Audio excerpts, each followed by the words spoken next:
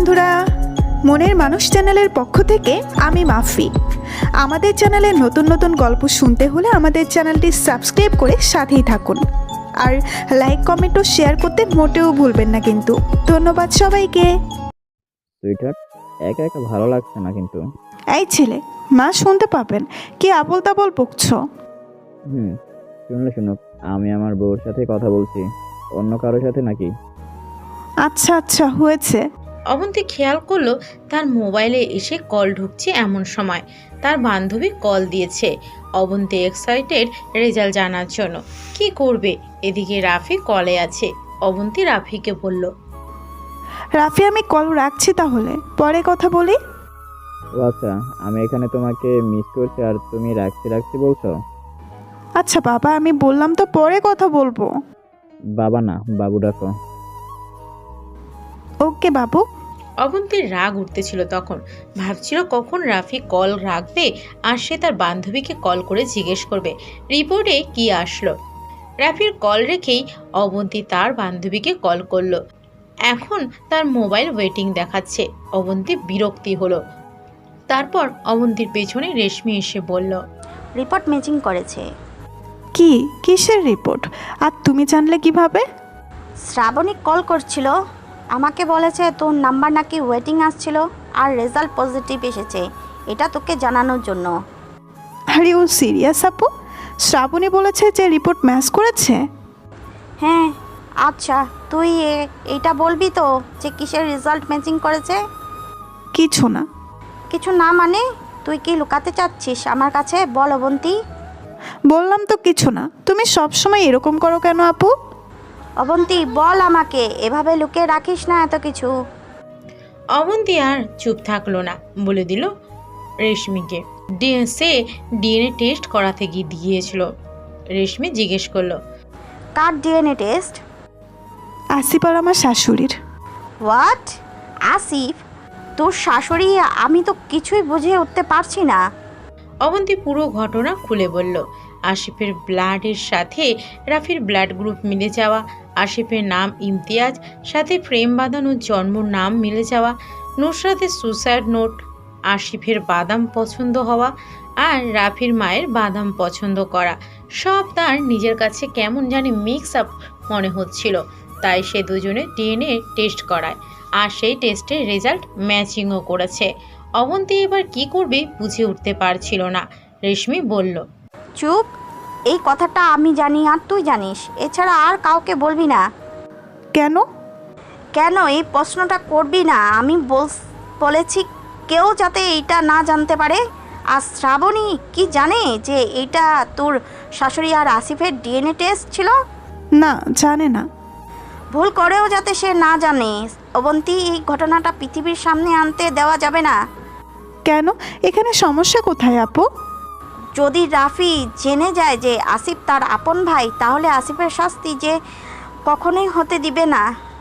আর যদি আসিফের শাস্তি না হয়, তাহলে তোর চোখের সামনে আজীবন আসিফকে দেখতে হবে। এই ঘরটা তোর, এই বিশাল বাসাটা তোর। দুইটা ননদ বিয়ে করে চলে যাবে, বিশাল বাসার মধ্যে আরেকজন ভাগিদার কেন আনবি তুই? এইটা তো নিজেই নিজের ক্ষতি করা, তাই না? কি বলছো এসব আপু? তাই বলে আমি একজন মা ছেলেকে আর দুই ভাইকে মিলে করাবো না? আমি তো সত্যিটা জানি। না, মিল করানো প্রয়োজন নেই। আসিফ এখন জেলে আছে। উচ্চ আদালতে রাফি নিজেই তার শাস্তির আপিল করে গিয়েছে। কি? রাফি আপিল করতে গিয়েছে? হ্যাঁ, তুই জানিস না? না, আমি তো জানি না। না জানলে নাই। এই ঘটনাটা পৃথিবীর সামনে চাপা দিয়ে রাখতে হবে। তুই তো চাস যে অপরাধী শাস্তি হোক। তুই তো চাস যে নুসরাত যার কারণে আত্মহত্যা করেছে সে শাস্তি পাক, তার একটা বিহিত হোক। চাস না? বল। হ্যাঁ চাই, কিন্তু কোনো কিন্তু না। আসিফের সত্যটা সামনে আসা মানে তোর জীবনটা নষ্ট হওয়া। বোন আমার, এই ভুলটা আর করিস না তুই। সেদিন সন্ধ্যায় বিছানায় শুয়ে শুয়ে অবন্তী বেশ কিছুক্ষণ ভাবল। অবন্তী কখনোই চায় না একজন মিথ্যাবাদী প্রতারক বেঁচে থাক। তাছাড়া আসিফ তার বন্ধুদের নিয়ে নুসরাতকে রেপ করেছে। এইটার শাস্তি তাকে পেতেই হবে। অন্যদিকে রেশমির কথাও ফেলে দেওয়ার মতো না। রেশমি ঠিকই বলেছে। আসিফ যদি জেনে যায় বা রাফি জেনে যায় যে আসিফ তার আপন হারিয়ে যাওয়া ভাই, তখন রাফি তার ছোট ভাইকে বাঁচানোর জন্য প্রাণপণ চেষ্টা করবে। তখন হয়তো আসিফ বেঁচে যাবে। আসিফ বেঁচে গেলে চিরতরে আজীবনের জন্য অবন্তী নিজের কাছে হেরে যাবে। শ্রাবণীর কল আসলো এমন সময়।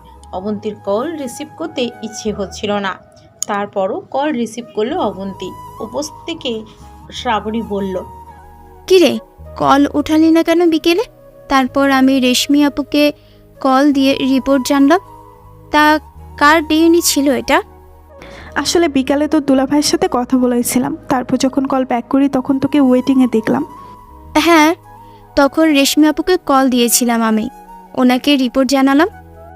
হ্যাঁ, ভালো করেছিস। কেমন আছিস তুই? ভালো। কার ডিএনএ এটা? অবন্তী ইচ্ছে করেই আগে এই প্রশ্নটার উত্তর এড়িয়ে গিয়েছিল। এখন এইটার উত্তর কী দিবে ভেবে পেল না। রেশমি এসেই অবন্তীর কান থেকে ফোন টেনে নিয়ে শ্রাবণীকে বলল, এই শ্রাবণী, বাসায় আয় একবার, একসাথে খাবো আমরা। অনেক দিন দেখা হয় না তোর সাথে। দুদিন পর তো ডাক্তার হয়ে যাবি, তখন আগে থেকে টাইম নেওয়া ছাড়া দেখা করাই যাবে না। কি যে বলো আপু, এরকম আর হলাম করে। তবে আসবো একদিন। তোমাকে অনেক দিন দেখি না। অবনীর সাথে অবশ্য দুদিন আগেই দেখা হয়েছিল। ও আচ্ছা, আন্টি কেমন আছেন? ভালো। আচ্ছা আপু, আমি রাখছি এখন, পরে কথা হবে। আচ্ছা শ্রাবণী, ভালো থাক। সেই যাত্রায় রেশমি এসে মোবাইল নিয়ে নেওয়ার অবন্তী রক্ষা পায়। না হলে এর উত্তর কী দিবে সেটা অবন্তী ভাবতেই শিউরে উঠেছিল।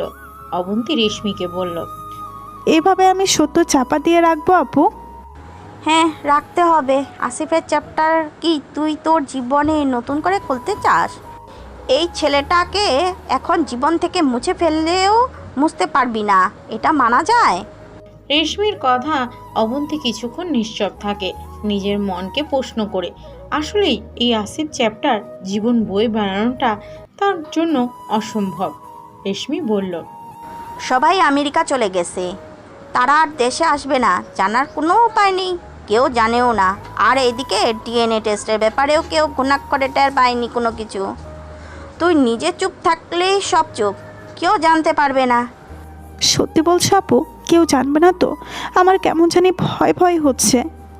ভয় কেন হবে শুনি? আমি আছি না, কেউ জানবে না। আসলে জানার এখানে উপায় নেই, শুধু না জানালেই হলো। তুই চুপ মানে দুনিয়া চুপ, যে রাফি আর আসিফ আপন দুই ভাই। অবন্তীর মোবাইলে কল এলো। রাফি কল দিয়েছে। রেশমি বলল, আমি পাশে বসা আছি, ভালো মন্দ কথা বল, এসব নিয়ে কোনো কিছু বলিস না আবার। অবন্তী কল রিসিভ করলো। রাফি প্রথমেই বলল, গুড নিউজ আছে অবন্তী। কি গুড নিউজ? বেড়াল আমাকে কল করেছে। কি বলেছে? আসিফের কথা? রেশমি অবন্তীকে ইশারায় কল লাউডে দিতে বলল।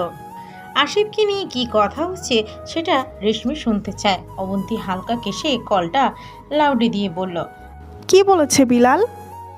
বলেছে যে আদালতের প্রাথমিক শুনানিতে আসিফের আজীবনের জন্য কারাদণ্ড হয়েছে। আমি আবার আবেদন করেছি ফাঁসির জন্য। ফাঁসি না হলেও আর তার আর এই জীবনের বাহিরের দুনিয়া দেখা হচ্ছে না। অবন্তী নার্ভাস হয়ে গেল। কি জবাব দিবে বুঝে উঠতে পারল না। রেশমি পাশে থেকে চোখ বড় বড় করে অবন্তীকে রাফির সাথে ঠিকমতো কথা বলতে বলল। রেশমি বলল,